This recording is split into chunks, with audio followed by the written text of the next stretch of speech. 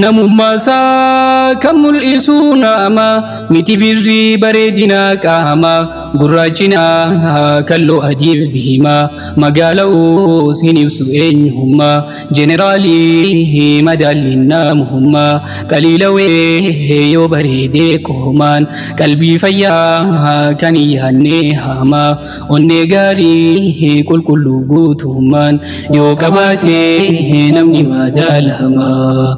Gari ammas fayyaa qalbii kan filatee namaaf laatu rabbi magaalarraa deemtee sharqii garbii hin agartuu laffaatee taahabiin hin agartuu laffaatee taahabiin. Lafti gabaa akhlaaqa bareeda oomishni isaa bakki irraa madda bakka takka qofa jira addaan halkaa ilmii jechi rabbii guddaa irraa dabruu hadiisni sayyida qur'aanaa fi hadiisa rasuulaa sunnaa nabii namni qabee haalaan akhlaaqni isaa leenjifamee tola.